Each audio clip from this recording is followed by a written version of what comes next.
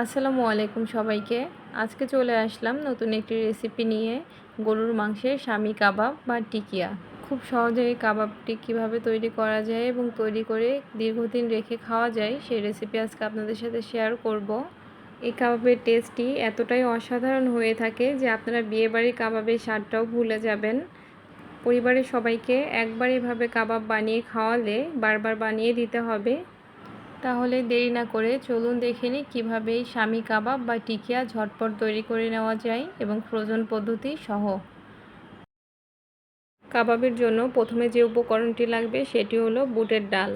এখানে আমি 3 কাপ পরিমাণ বুটের ডাল সারা রাত পানিতে ভিজিয়ে রেখে এটাকে খুব ভালোভাবে ধুয়ে পরিষ্কার করে নিয়েছি। আপনাদের হাতে যদি সময় কম থাকে তবুও চেষ্টা করবেন 4 থেকে 5 ঘন্টা পানিতে ভিজিয়ে রাখার জন্য। এখন এর মধ্যে দিয়ে দিব গরুর মাংস। এখানে আমি 1 কেজি পরিমাণে গরুর মাংস ছোট ছোট টুকরা করে কেটে নিয়েছি, হাড় এবং চর্বি ছাড়া।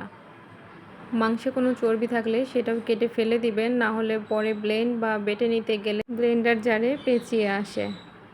এখন এই সম্পূর্ণ মাংসটাই আমি ডালের মধ্যে দিয়ে দিব। আপনারা চাইলে এই মাংসগুলো কিমা করেও ব্যবহার করতে পারেন। এখন এর মধ্যে দিয়ে দিব 1 কাপ পরিমাণে পেঁয়াজ কুচি,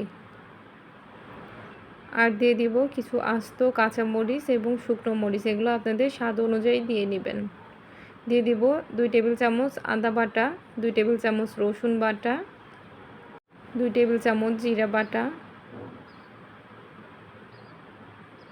আর দিয়ে দিব কয়েকটি এলাচ, একটি বড় এলাচ, কয়েক টুকরা দারচিনি এবং কয়েকটি তেজপাতা। দিয়ে দিব 2 টেবিল চামচ লবণ। লবণটা আপনাদের টেস্ট অনুযায়ী কমিয়ে বাড়িয়ে নিতে পারেন। আরও দিয়ে দিব 1 চা চামচ হলুদের গুঁড়া, 1 চা চামচ ধনিয়া গুঁড়া, দিয়ে দিব 3 টেবিল চামচ তেল। তেলের পরিমাণটা এর থেকে বেশি দেওয়ার প্রয়োজন নেই, কেননা এগুলো পরে ডুবো তেলে ভেজে নিতে হবে।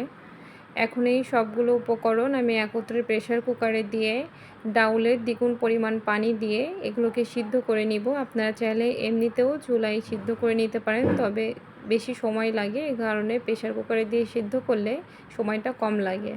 ফিরে আসছি এগুলো সিদ্ধ করে নেওয়ার পরে। ফিরে আসলাম ডাউল এবং মাংস সিদ্ধ হওয়ার পরে। দেখে নিশ্চয়ই বুঝতে পারছেন কতটা পারফেক্টভাবে সিদ্ধ হয়েছে।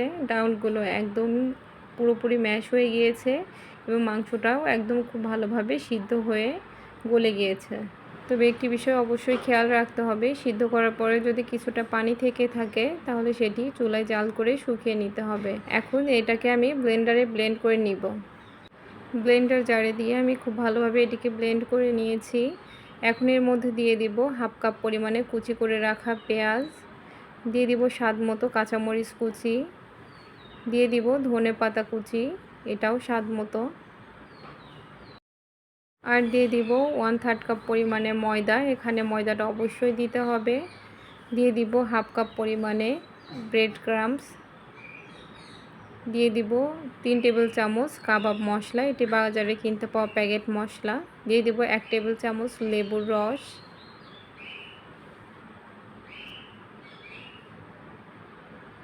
আর দিয়ে দিব 2টি ডিম। ডিমটি অবশ্যই রুম টেম্পারেচারে থাকতে হবে এবং ডিমের পরিমাণটা এর থেকে কম দেওয়া যাবে না, অবশ্যই 2টি ডিমই দিতে হবে। এই পর্যায়ে আপনারা লবণটা চেক করে দেখতে পারেন, লবণটা যদি কম হয়ে থাকে তাহলে অ্যাড করে দিতে পারেন। আমার লবণের পরিমাণটা ঠিক আছে, এজন্য আমি আর বাড়তিভাবে অ্যাড করিনি। এখন এই সবগুলোকে খুব ভালোভাবে একত্রে মিশিয়ে নিব। ভালোভাবে মিশিয়ে নেওয়া হয়ে গেলে পরিমাণ মতো কাবাবের পুর হাতে নিয়ে এটাকে গোল করে এরপরে কাবাব শেপে তৈরি করে নিব। এখানে কাবাবটি আপনারা কতটা মোটা বা পাতলা খেতে চান আপনাদের পছন্দ মতো তৈরি করে নেবেন। আমার কাছে একটু মোটা খেতে ভালো লাগে, সেজন্য আমি একটু মোটা করে তৈরি করে নিয়েছি। তৈরি হয়ে গেল আমাদের একটি কাবাব। বাকি কাবাবগুলোও আমি একইভাবে তৈরি করে নিব। আমি যে পরিমাণে তৈরি করেছি এখান থেকে আমার মোট 35টি কাবাব তৈরি হয়েছে। ক্যামেরায় সবগুলো দেখানো সম্ভব না, তাই এগুলোই আমি দেখাচ্ছি। এখান থেকে আমি কিছু পরিমাণ কাবাব ফ্রোজেন করে দেখাচ্ছি। এই কাবাবগুলোকে আমি এভাবেই তৈরি করে 1 ঘন্টার জন্য ডিপ ফ্রিজে রেখে দিয়েছিলাম। 1 ঘন্টা পরে ফ্রিজ থেকে বের করে এগুলোকে এয়ারটাইট বক্সে সংরক্ষণ করতে পারবেন। আপনাদের দেখানোর জন্য কিছু কাবাব আমি ভেজে দেখাচ্ছি।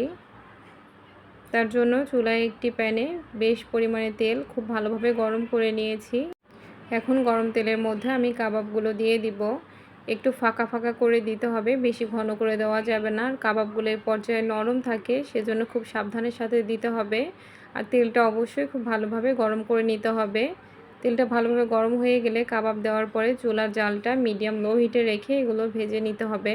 একটা সাইড খুব ভালোভাবে ভেজে নেওয়া হয়ে গেলে তারপরে এটাকে উল্টাতে যাবেন, না হলে এটা ভেঙে যেতে পারে। চুলার জালটা অবশ্যই খেয়াল রাখতে হবে, না হলে আপনার কাবাবগুলো তেলের মধ্যে গলে যেতে পারে। একটি সাইড উল্টে দিয়ে এটাকেও খুব ভালোভাবে ভেজে নিয়ে অপর সাইডেও উল্টে দিব। এভাবে উভয় সাইড খুব ভালোভাবে ভেজে এটাকে এখন উঠিয়ে নিব। সবগুলো কাবাবই আমি তেল ঝরিয়ে উঠিয়ে নিব। উঠিয়ে নেওয়া হয়ে গেলে আরও কিছু কাবাব আমি একইভাবে ভেজে নিব। সেকেন্ড টাইম কাবাবগুলো ভেজে নেওয়ার সময় অবশ্যই একটি বিষয় খেয়াল রাখতে হবে যে তেলটা অনেক বেশি গরম হয়ে থাকে, সে পর্যায়ে চুলার জালটা আরও একটু কমিয়ে ভেজে নিতে হবে, না হলে উপরে কালার চলে আসবে, ভেতরে কাঁচা থেকে যাবে। সবগুলো কাবাব আমি একইভাবে ভেজে উঠিয়ে নিচ্ছি। এগুলোকে এখন পরিবেশন করে দেখাচ্ছি। কাবাবগুলো দেখে নিশ্চয়ই বুঝতে পারছেন কতটা পারফেক্টভাবে তৈরি হয়েছে।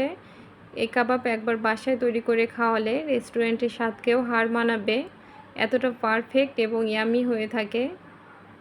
আর তৈরি করাও কতটা সহজ দেখে নিশ্চয়ই বুঝতে পেরেছেন। বাসায় একবার হলেও এভাবে ট্রাই করে দেখুন, সবাই খেয়ে প্রশংসা করবে। আমার রেসিপিটি ভালো লাগলে অবশ্যই কমেন্টে জানাতে ভুলবেন না। আর রেসিপিগুলো যদি ভালো লেগে থাকে চ্যানেল বা পেজটি সাবস্ক্রাইব বা ফলো করে সাথেই থাকুন। সবাইকে অসংখ্য ধন্যবাদ। সবাই ভালো থাকবেন, সুস্থ থাকবেন। আল্লাহ হাফেজ।